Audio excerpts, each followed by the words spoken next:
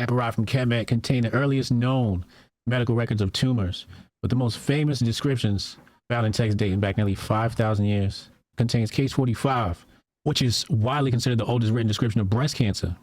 Description details bulging tumors on the breast. The text notes that these masses spread under the skin and lack the heat or pus characteristic of an infection or abscess.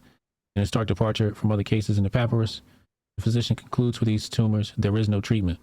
The first descriptions of cancer out there. We have the first descriptions of diabetes out there. Mm-hmm. And we also have the first description of fermentation in the blood.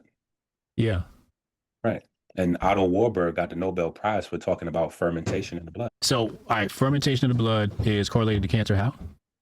Well, because the blood is the primary vehicle for respiration. Okay. Right. So the blood is carrying the oxygen to the cells, right? Hemoglobin to myoglobin to mitochondria.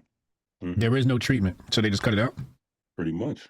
Damn. What else you going? That's what we're doing today. So you think there's no treatment?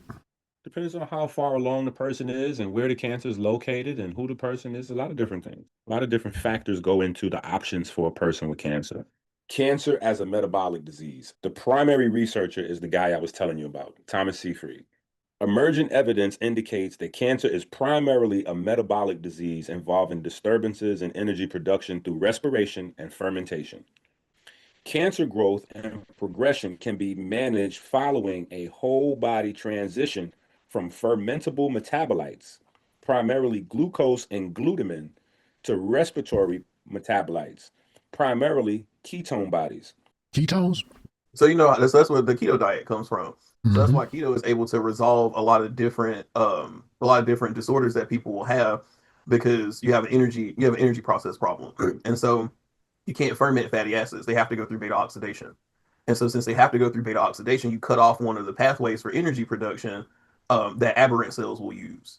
And so when you do that, you take away the metabolites that can be fermented that are essentially preferred substrates by cells that are not functioning the way that they're supposed to, because a healthy cell wants to go through beta oxidation. Like that's where you're getting that. So when you look at glycolysis as a whole, going through glycolysis, going into the Krebs cycle, it's all built for oxidative phosphorylation. And so all that's going to be occurring in your mitochondria, and you're breaking down glucose into small fatty acid units. That's what acetate is. It's a small fatty acid. And so you're putting it into a state where it can be used for oxidation. But the problem is when you use sugars can be fermented and you can still get energy out of them. But when you do that, you produce a lot less ATP than you normally would when you go through oxidative phosphorylation.